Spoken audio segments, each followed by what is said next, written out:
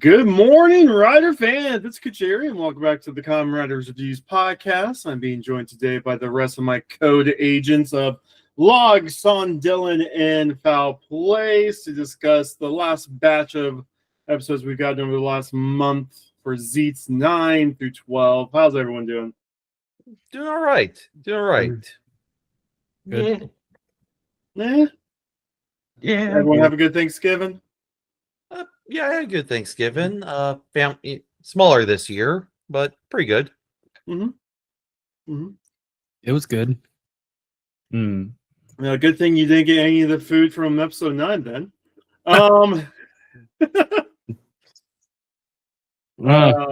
So we start with poison. So if you guys remember from the last batch, Zeztz is fucking dead. Too bad that didn't last for too long. He got better. Almost instantly. I really wish that they would have actually gone like at least half an episode with him dead. The thing is, that was my big complaint with 0-1. Like after Aruto lost the contest and he gave up his power, and then almost immediately the next time trailer was, I'm 0-1. And it's okay. Well, at the very least, this next time trailer didn't go, oh, he's back from the dead. Yeah. But long story short, Nemu takes the gun, takes recovery, and revives Baku, and they go more into the history of what's going on. Apparently there's some diplomat that really wanted this food. And the poison is going to kill the diplomat. Ain't no food that good. No. I love how when we get to the food portion, they're coughing, they're definitely having the worst time ever with food. And then after the monsters defeated, it was good. Okay. It was less that it was good and more they were clapping wow, this is amazing. Wow. Subarashi! I have never clapped for food in my life. Yeah, there are several metaphysical implications to that. Does the dream alter reality from before the dream was defeated, the nightmare was defeated? Or does it remain the same? Or did they actually taste the food as being terrible, only to have their memories rewritten to have it be, actually, this was pretty damn good? Yeah. There's a lot that I've been wondering about, how the dream world and the reality, they coincide. It's weird. I am going to drop a big theory I had while I was in the bathroom last night. I know, too much information, but that's where you get your best thoughts. What if we are dealing with an exception? What do you mean by that? The waking world is Dream World Layer 1, and the world of 7 is Dream World Layer 2. Okay.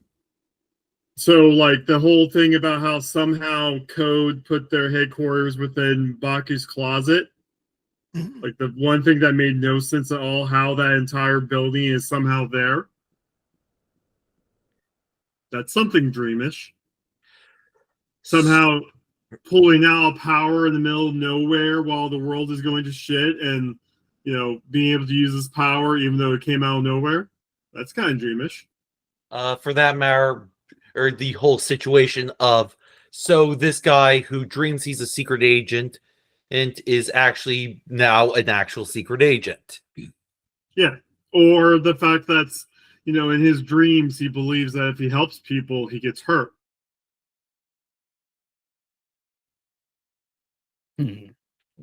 I feel like that's going to need some more development as the series goes on, if it does ultimately go down that route.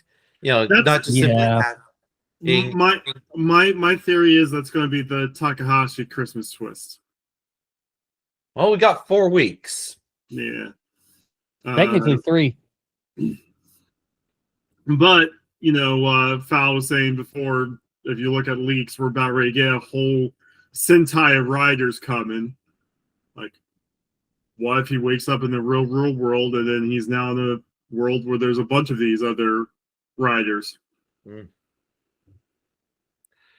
They all feel like have their there's an guns pointed at them.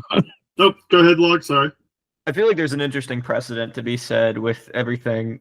But I guess I'll wait till we get to like the episode where that matters. But like the implication that Zero just exists in the real world and what we know now about Code, it's gonna kind of be a little frightening for Baku going forward. Mhm. Oh yeah, no.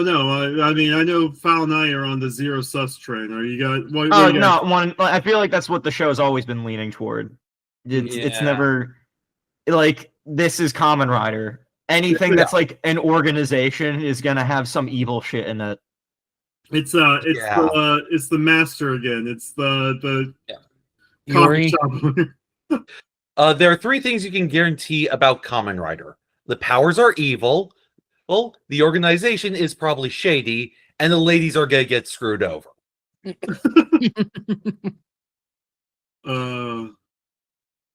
Yeah, I don't know. And the fact of the matter is, there was also the whole thing like Zero's apparently explaining everything to Minami, while he's also in the dream world, being ridden by Zeztz. That's just also like another layer of what? That confused me. Yeah, there seems to be two different layers of what that closet is. Again, that's why I'm thinking that we're the big twist, the big like the world is now Shire twist is Well, that's also like the National Secret episode, but we'll get to that. We'll get to that. Yeah. No. I mean, we could talk out of order. To be honest, the first 3 episodes are a bit fine. It doesn't really kick into overgear until the final episode of this batch. Yeah. No, I do enjoy the fights in 9. I thought the fight in 9 was cool. The kick where you just see all the power and the kick just like shoot through his foot through the tree trunk. That was a cool shot. Oh yeah. I too have seen Ant-Man and the Wasp. I just gotta say, when Nox saw recovery work, and then he immediately grabbed his hand and went, "Yes!" I felt that. I felt that in my bones. I feel like Nox and his actor specifically have just been kind of subtly carrying my interest the entire time, because Zeztz is fine, but like it all Nox feels like it's boring. just been building to Nox for Yeah. doing all this stuff, and that's not like I didn't enjoy the ride, but like every little like, aha, yes, my plan is finally working, all according to Keikaku. Keikaku means plan. I just don't. I find that much more interesting than Baku's development, if I'm being honest. Yeah.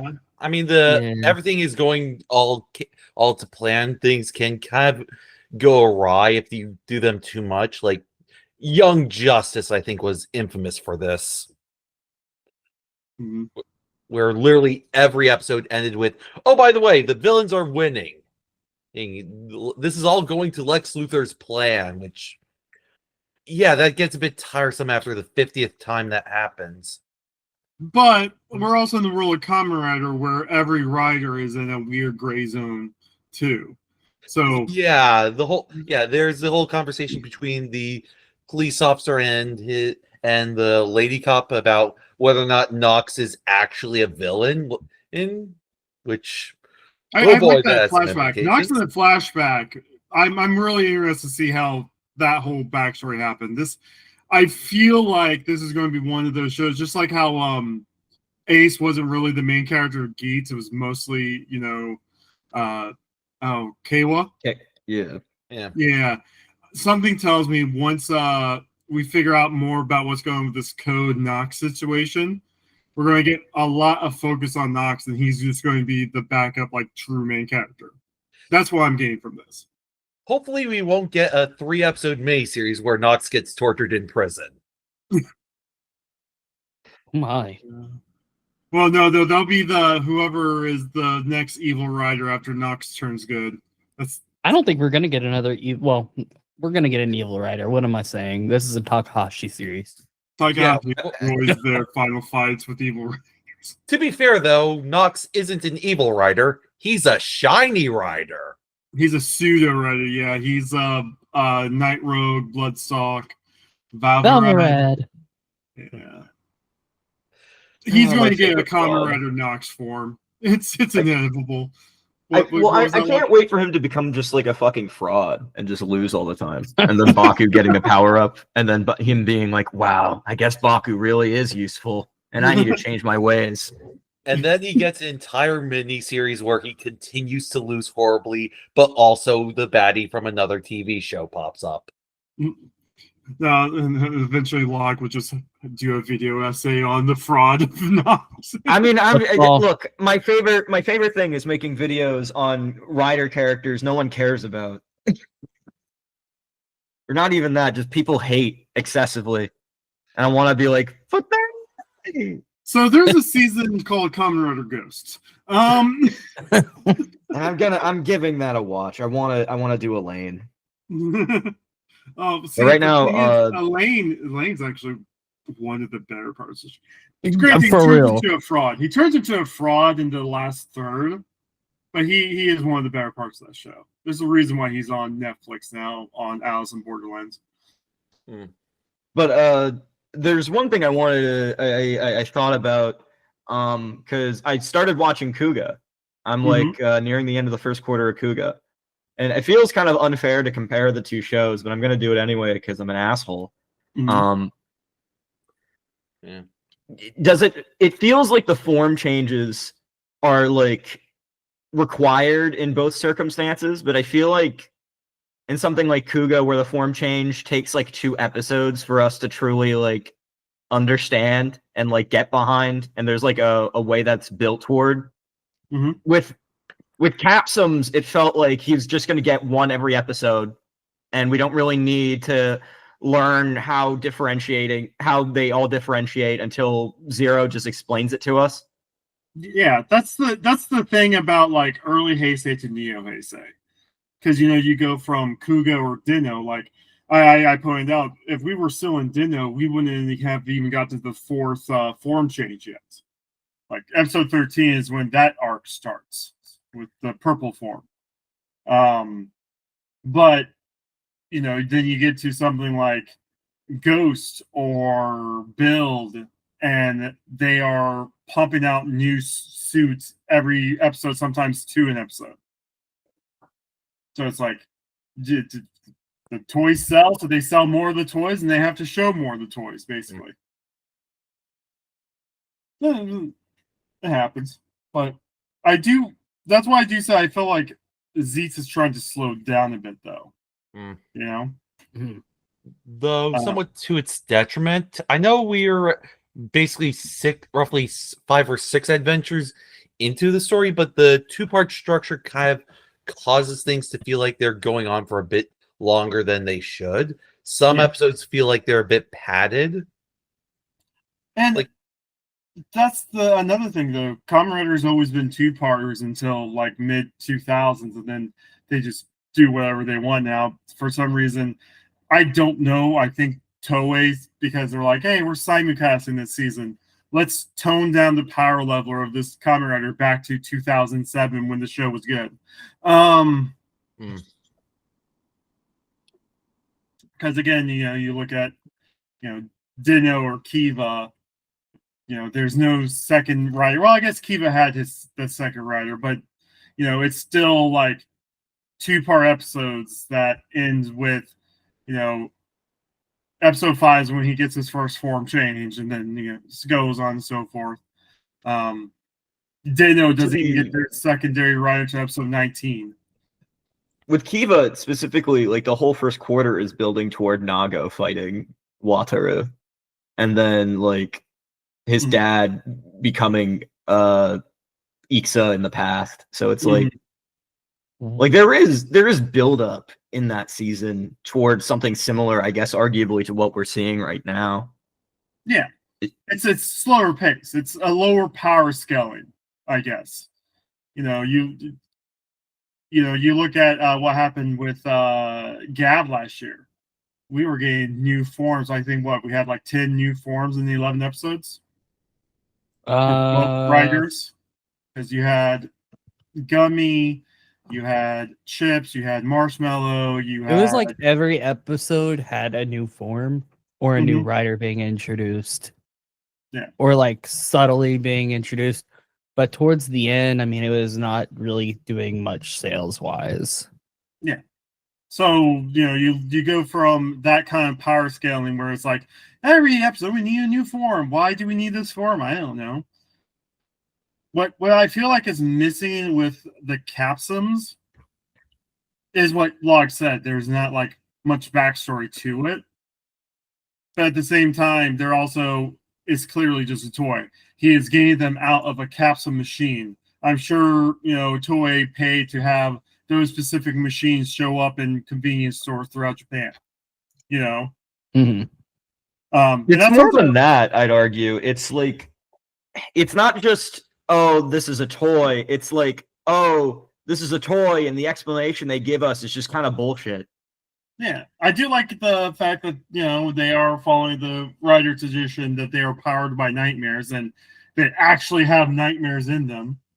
But then that also leads back to the fact that now that's part of the waking world is a layer of the dream world, because he's getting these capsims in the waking world.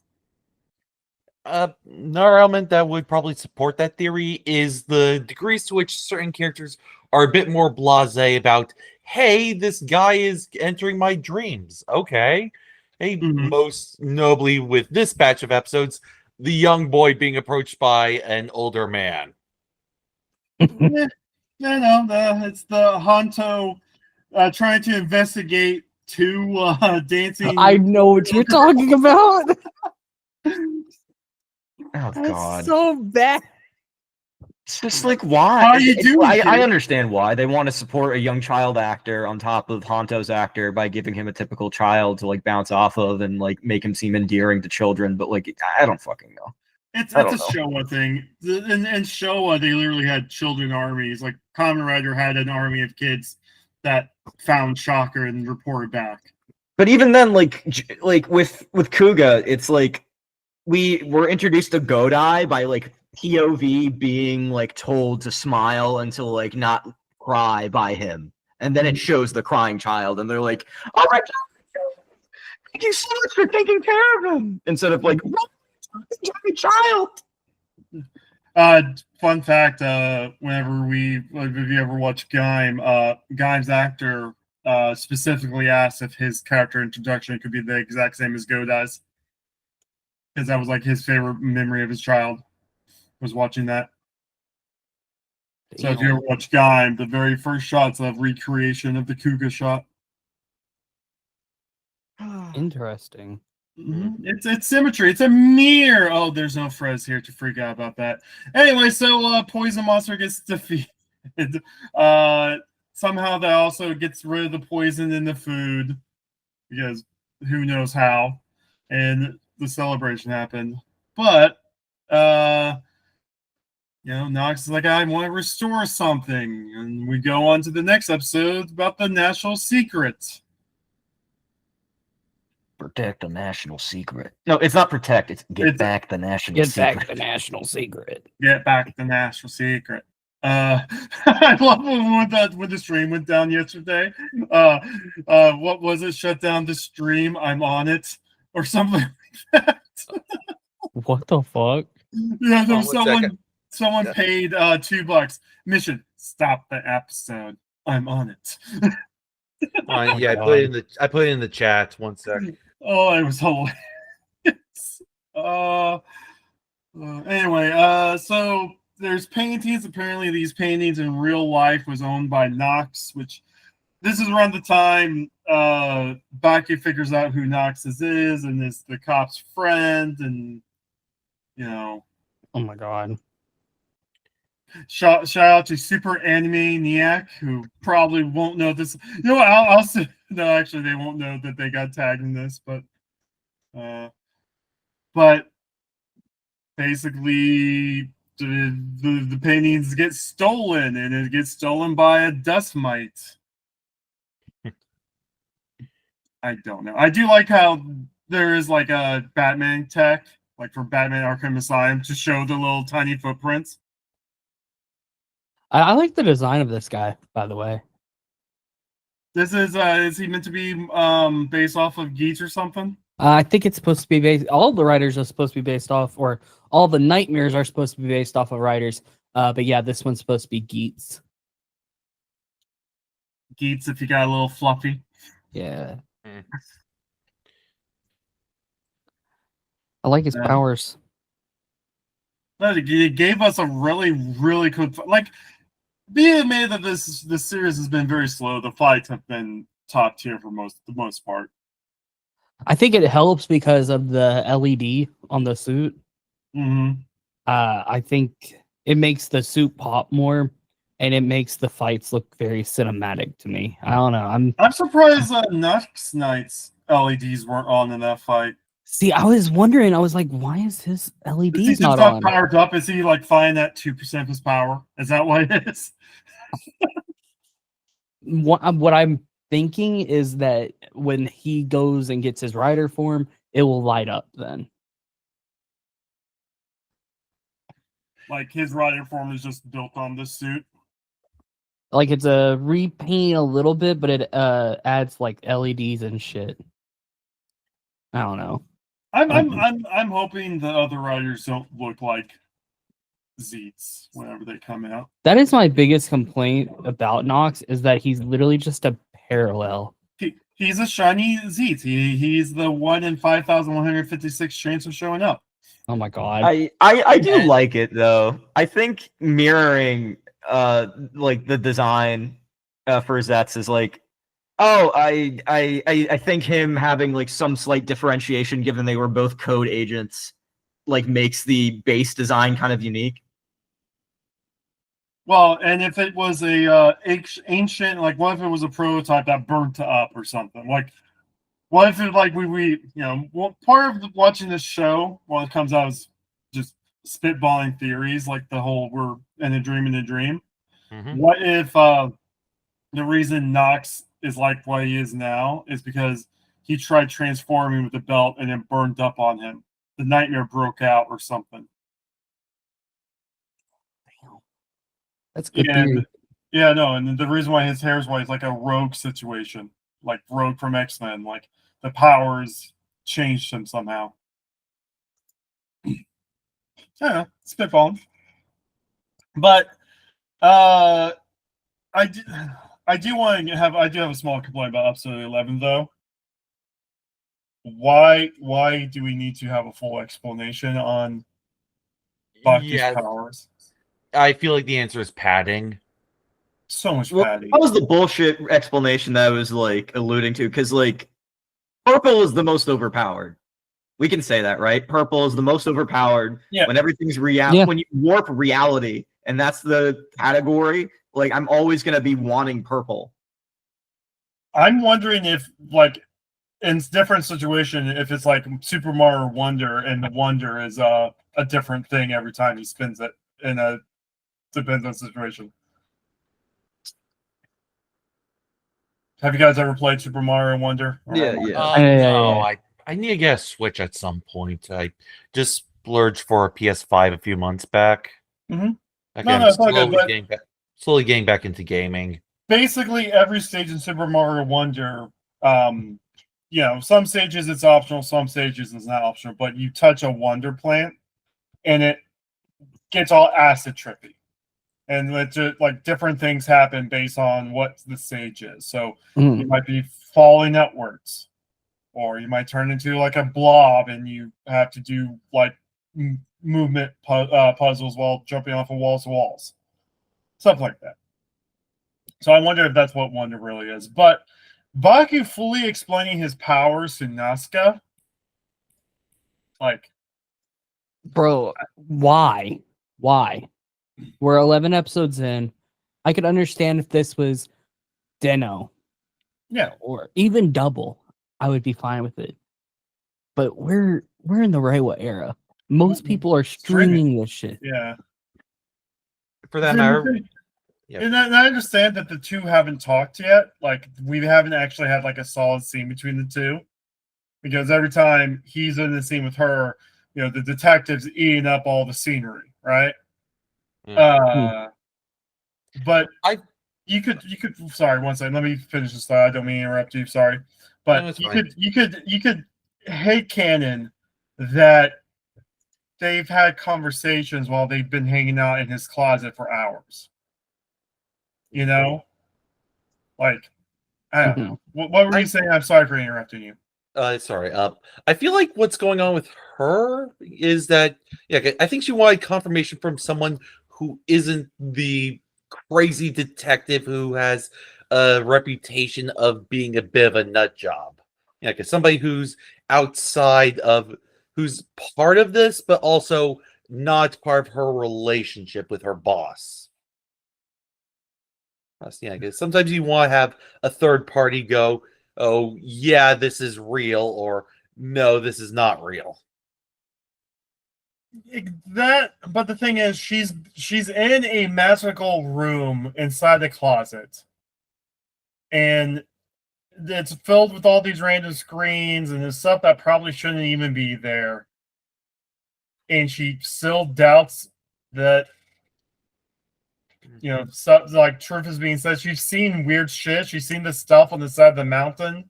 She's seen all the random feathers that showed up in the church randomly, which led nowhere. Yeah, the what's it called, the mold going on the artist's skin. That's what she says. That's what she says in episode 12 is what finally convinced her.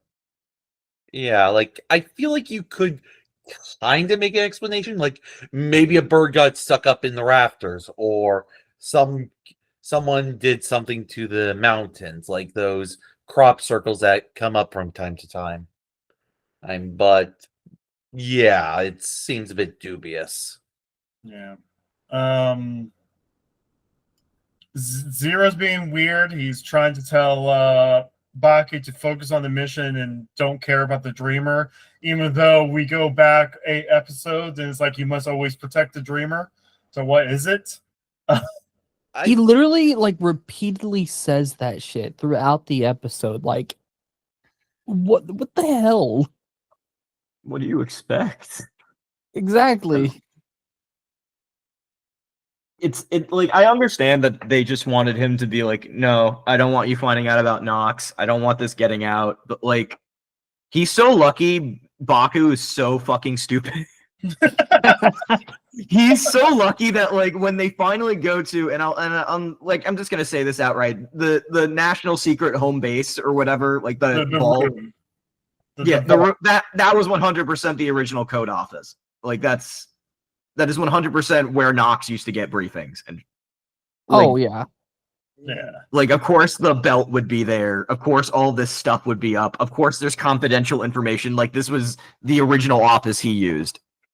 And it's it's amazing how Nem reaches for clearly confidential information. He's like, no, we can't read that. Super secret. Mission complete. And Zero's just not going to tell him, yeah, sure. Mission complete. Yeah, no. There was a driver here. What's up, Sean? Yeah, so I was trying to look up if I was remembering something correctly. If Baku, I've heard sometimes Shinji is often referred to as Baku in Evangelion, or is it Baki? It's some idiot Shinji essentially. No, Baka. Baka, right. Anyway, I was looking it up, and basically how long you go with the Baka is how more insulting it becomes. So like Baka is just idiot. Baka is like dumbass and so on. Yeah, like I was looking it up and I found out the actual origin of the name Baku, which is, and I'm quoting Wikipedia, Japanese supernatural beings that are said to devour nightmares. Yeah. That's why he says he's going to get rid of all the nightmares. It's like having a character that's out there to capture all the creatures called Ash Ketchum. I mean, to be fair, that's the American name for him. I know. Japanese.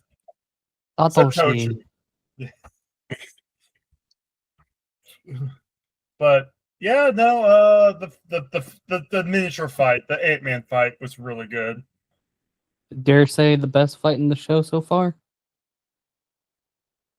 And the fact that it goes to Quantum Mania. You know, you could do a whole video on how Marvel and Toei steals from each other. Yeah, though not always for the better. Not always for the better, but it's something that just goes on and on and on. And like neither company like admits that they're stealing from each other. But it's like the reason why Endgame's ending the way it is, the big final fight, is because Toei took a record for the most sued superheroes at once. Ah. And Marvel, with the whole Endgame ending, somehow convinced Guinness that all the Wakanda soldiers were considered superheroes to take the tile. That's a true story. Like that's straight up like you know, well, you don't have, you know, 200 and something named characters, but do you see all these Wakandan soldiers? Yeah, they're superheroes. So which movie was the original one? Was it one of the Taizens? Yeah, no, it first started with the 199 Super Sentai battle, where all 199 Super Sentai members showed up during the Great War of Gokaiger. Mm-hmm. And then the following year, they did all Rider and all Sentai, which bumped up to like 250 something. And like that won them the Guinness record for most sued superheroes. And then like 5 years later, Endgame, like that's when like they were starting playing out Endgame and built it up, and then did, you know, Infinity War, then Endgame, and yeah. So what I'm hearing, go ahead. I might be mixing up my timelines. What is it? It might be, yeah, and you might have been talking about this one, misremembered. The Kamen Rider season right after Build. Zeo, yeah. Yeah, didn't that have a massive cavalcade of Kamen Riders? Not all at the same, like there was a movie where 20 of them showed up at once, but there was never a thing where it was like every single rider known at once, with every single Sentai member, with every single male hero or whatever. Oh, that's going to be something they're going to do with Red. I was about to say that's something that Project Red needs to do. Yeah, I keep seeing advertisements for that, and oh boy, it's going to be good. I think it's going to be good. It's certainly going to be a lot. We don't know anything about it though. Like I have nothing to really judge it on. It was just a teaser. It's a good teaser though, but it looks like they're I will say, if it comes out that Zeztz got a little bit less funding because they were trying to pump more into Red, like I can see that happening, because Toei's been known to do that.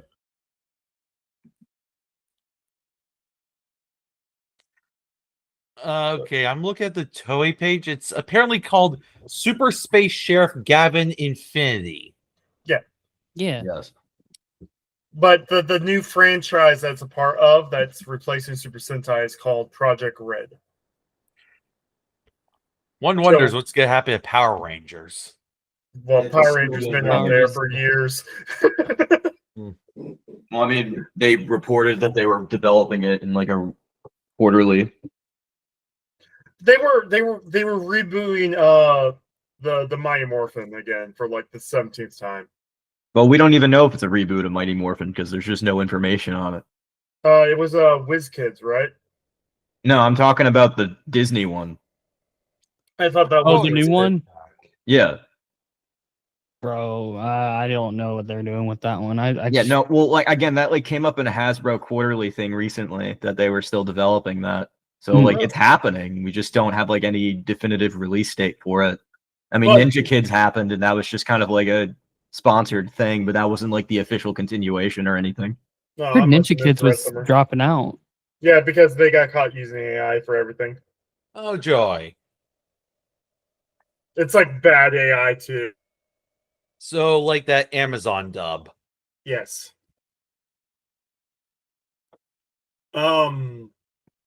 But the thing is, they're still not adapting Sentai though.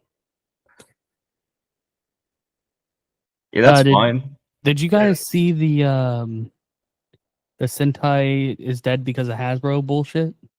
Yeah, I hate that. I hate that misinformation. I love that Shirakura has like a really great article released, and it's like talking about how it's just brand stagnation and that they need to have it on hiatus for 10 years for people to truly appreciate the brand again. And since we already take the brand for granted, like taking it away will just create like this need for more. Just blaming it on the American company that has barely anything to do with it is For amazing. real? I love that. I love making scapegoats so we can make a million leak documents and a million YouTube videos talking about bullshit. I love that. I know there was something about how they wanted to simulcast newer Sentai, but apparently they couldn't get like the full like streaming rights or something. It was something that came up when Tokusatsu stopped pumping out Sentai seasons because like Hasbro stopped with something, and then slowly they agreed to let them do older seasons that Hasbro has no need or want to make toys for, which is why I think that's probably part of the. I think Red is going to be simulcast. I think it's going to be easier for him to simulcast if that's one of the things that's going on because of rights and stuff. But just solely blame it on Hasbro is because it's like blaming Shout for Shin Kamen Rider still not getting a Blu-ray. Well, Shout would pump it out in a heartbeat if it was their decision. Because Shout loves pumping out Blu-rays. Yeah. But I think it's mostly Sentai's toy sales have been really low. Which is that's because they're shitty fucking toys. Yeah, they sell for every one Sentai toy sold, it's usually 5 to 7 Kamen Rider toys. Yeah. That's an insane ratio for two shows that are on at basically the same time. So I think that's like the main reason. But the thing is, Sentai still has decent TV ratings, so they want something there, which is why we get Red now. And I know there's been debates on if Red is going to be more Sentai. I feel like it's going to feel like Sentai. They have no need to have 2 singular hero shows back to back because it's going to be like the same thing 2 times in a row. 3 times in a row. I think it's just going to be Gavin. But the thing is, Gavin was the original replacement for Kamen Rider. Yeah, but like, even if Kamen Rider has like multiple Kamen Riders a season now, that doesn't mean they're like gonna just abandon doing solo hero shows altogether. I mean, I'm hoping I'm wrong. Yeah. But I don't think we're going for a Sentai like if literally the entire article Shirakura made was arguing we all understand the structure of Sentai now, so there's no need to experiment. Yeah, we'll see. I'm looking forward to it. I am too. Yeah. But the finisher against the Mold Nightmare just keeps on shrinking and just goes inside the Mold Nightmare to bust him out. That's kind of funny. But we get to the actual big meat of the episode. We get to meet. We get another. The Earth is in danger nightmare. If Baku doesn't stop this meteor nightmare, the world will be done in 48 hours. Yeah. Wait a minute. Oh, I'm trying to remember the lyric from Flash Gordon. Yeah, it is 48 hours to save the Earth. Mm-hmm. We got some fun stuff here. We got the sister finding the closet. Yeah, that was a good beat. The fight scene between Zeztz and Nox was spectacular, especially on a cinematography level. Like the split screen moment. Mm-hmm. Yeah. The shocked face. I like this episode, this latest episode. Oh my god. Yeah, it feels like everything is going back on all cylinders, and all you needed to do was reveal that the Kamen Rider's powers are evil. They usually are. It's crazy how that one little reveal just changed the entire series for me. I am kind of disappointed that the nightmares are just Zeztz in the suits. I was kind of expecting when it popped out it was going to be like a new suit, but Budget. probably. I didn't hate it though. I didn't hate it either. It ties back into the opening. Exactly. And I like he is fighting the shadows in the opening. Yep. I hope that more of his capsums get destroyed like they did. I want that to be the Christmas. Well, I think that's what they're going towards because during the toy eye catch before next time, like there's now 2 black capsums, so he's slowly losing them all. You know. And they also like flashed an image of like a different one after it did that. Mm-hmm. The said one being in Code's hands when the sister comes in.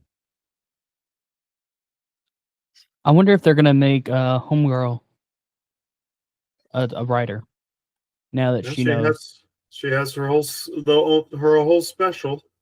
That's why I'm like, are they gonna try to tie this shit in? The special is the special now gonna be canon? Mm-hmm. Well, here's my thing that I feel like is interesting about this, because if this is like indeed building toward Zero is evil, this whole thing that's been set up in Baku's closet is now basically him being captive to Zero. Like, if Baku backs out of Zero's like control in any capacity, he now has full ability to just fuck up his life. Mm-hmm. He quite literally he is in his walls.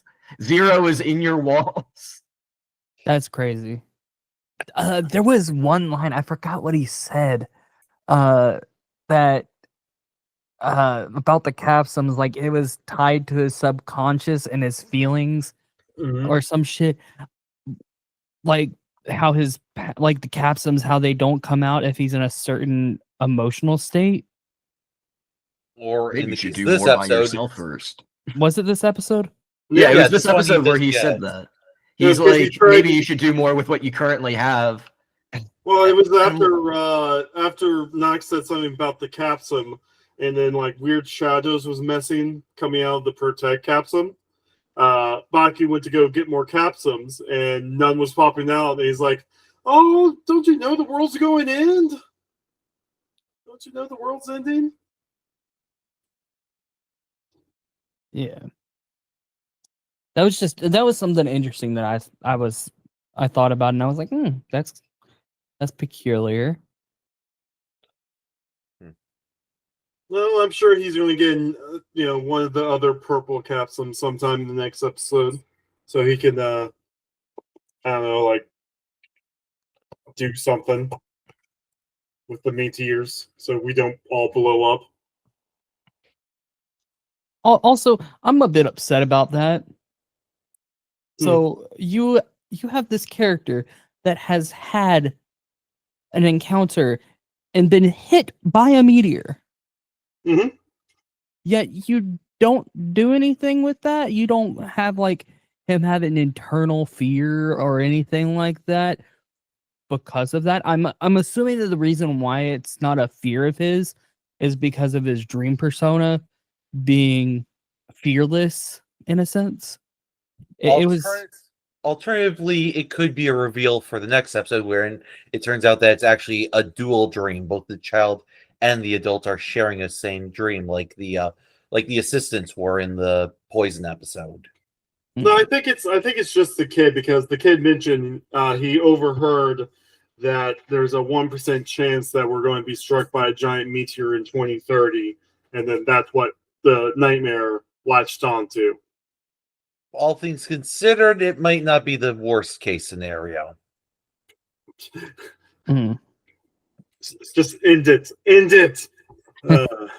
It all returns to nothing. Anything else anyone want to talk about with these episodes? The capsules are basically Pokemon. Yes. Again, shiny Zeztz. Also, what happens to that truck driver? Is he just dead now? That truck driver is 100% dead. I mean, to be fair, the truck driver usually spends his time running over people and sending them to faraway fantasy lands. That's Bro, I posted that image on Twitter, by the way, and people just were like, was there really a driver in there? I'm like, you can see the driver in the fucking truck. Do you not see the driver? It's not like Yeah, where Dom and he just looked like mangled. Shoma just picks them up after they like crash into him. Yeah, maybe this time the truck driver went to the fantasy land. coming soon to TVSI. I ran into a Kamen Rider. Now I'm in an alternate universe. Kamen Rider Isekai. Oh god, why haven't they done that yet? Well, there's the Sentai Isekai already kind of did that. Well, there's also like, I mean, there's Kamen Riders of alternate like realities, like Saber. The Wonder World is kind of like an isekai in a way, but one can argue the Desire Grand Prix. Build. Yeah. Build Build crushed two worlds into each other and create a third one. That's the ultimate isekai.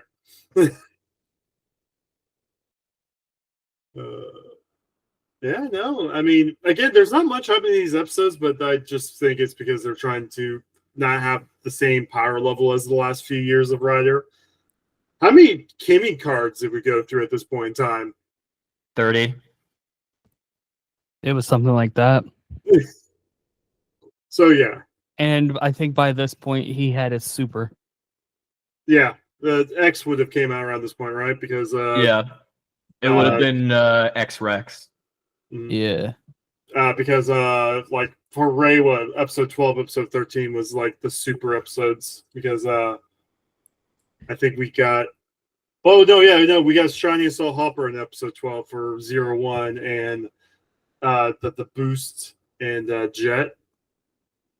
I think Gav had it on 13. 13 or yeah, somewhere around there. Yeah, end of like Q1. Yeah. Again, because it lines up toys. You want the super form for Q2. No, yeah, but it's like I think they did it pretty well thematically. Like they set it up with one cake form and then used the special cake form like 2 episodes later. Mm-hmm. Yeah. Yeah, no, I mean I don't think I think they're just trying to lower power level Zeztz, but we'll find out what happens in the next batch of episodes. Any thoughts on these episodes?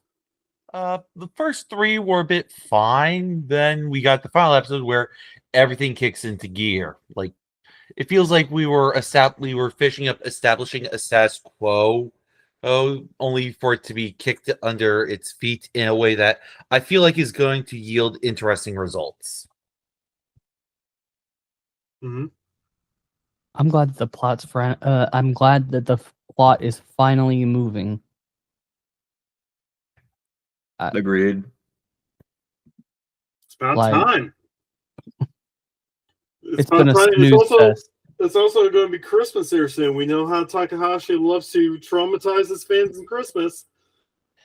Yeah, I looked at the calendar. We appeared to be having our next batch end with the Christmas episode. Yeah. That's going to be fun. Mm-hmm. Unless Toei told him he couldn't traumatize new American fans. Surely the American fans can't handle everyone dying horribly. Oh, man. Log, what's been going on with your YouTube channel? I've got some videos coming out soon. I read my webcomic Bram on Global Comics right now. I'm going to try keeping this stuff going. Yeah, send me that link. I'll add it to the doobly-doo. Great. Thank you. Mm-hmm. Strawn, how goes the writing? Writing's pretty good. I'm gonna get back to working on my on the book, which is currently 30,000 words in. I also podcast with Freezing Inferno and Michael Huvian about Quantum Leap. I did do a Twin Peaks podcast, but that died because, if I'm being honest, I wasn't ready to do a podcast on Twin Peaks yet. Maybe someday I will be ready to do it. Mm-hmm. And then, in the meanwhile, you threw all the Twin Peaks episodes into the Quantum Leap reviews. I saw that. Well, only 3 of them. Foul. What's been going on, my friend? Sentai's dying. Sentai's dead forever. Dead forever. So it's like comics. It's like Doctor Who. It's dead forever. Nah, but just working on the SPD review, trying to get that shit out by the end of the year. That's my goal for the end of the year. And then I want to do one more video after that. Maybe I'll make it about the Christmas episodes, watching every single Christmas episode. Oh, God. That sounds like torture. Yeah, especially in the time where they decided in Sentai that every Christmas episode was going to be the, Oh, I was going to do Kamen Rider. Oh, okay. Yeah, I'm trying to remember the one from Lupin Ranger. It was the one that changed how Christmas is celebrated in Japan. No, seriously. They had was it salmon? Yeah, salmon. Yeah. Right. Somebody stole all the salmon. Yeah. I forgot we did the Ghost podcast yesterday and trying to explain how different and less serious Sentai was to Frez and Cat was a story. Then all of a sudden, it's like, why didn't I just call it a slice of life? Unless you're Gojuger.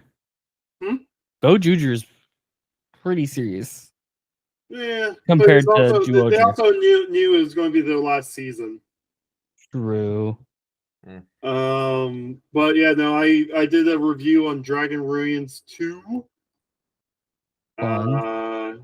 Kimco for some reason keeps on giving me game codes to review, and I review them and I give them not so great reviews because Kimco games are Kimco games.